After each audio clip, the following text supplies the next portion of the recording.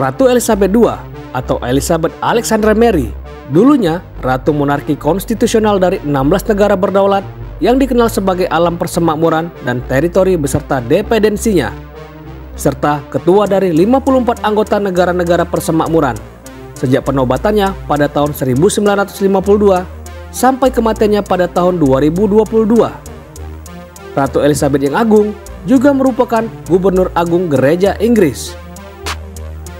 Setelah naik tahta pada tanggal 6 Februari tahun 1952, Ratu Elizabeth menjadi Ketua Persemakmuran sekaligus Ratu dari 7 alam persemakmuran merdeka atau yang disebut dengan Commonwealth Realms, yaitu Britania Raya, Kanada, Australia, Selandia Baru, Afrika Selatan, Pakistan, dan Sri Lanka. Sejak tahun 1956 hingga tahun 1992, jumlah alam persemakmurannya bervariasi dan beberapa wilayah merdeka bertransformasi menjadi negara republik.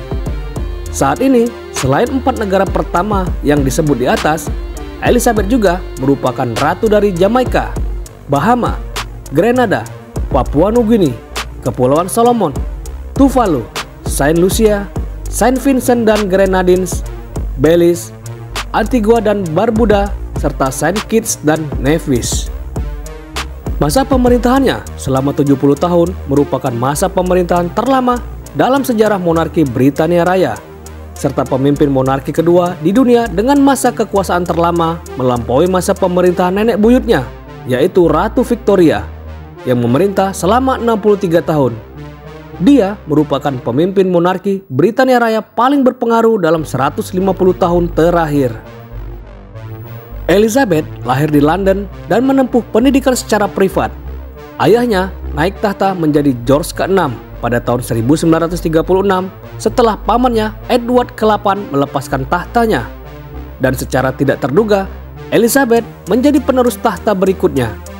Elizabeth mulai menjalankan tugas sosialnya selama terjadinya Perang Dunia Kedua dengan bertugas di Palang Merah.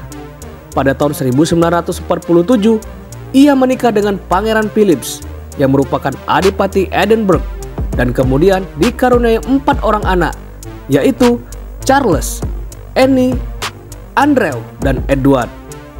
Upacara penobatannya dilaksanakan pada tahun 1953 dan merupakan upacara penobatan pertama yang disiarkan melalui televisi. Ratu Elizabeth sudah melakukan berbagai pertemuan dan kunjungan kenegaraan bersejarah, termasuk kunjungan kenegaraan ke Republik Irlandia dan kunjungan timbal balik dari dan ke Paus Katolik Roma.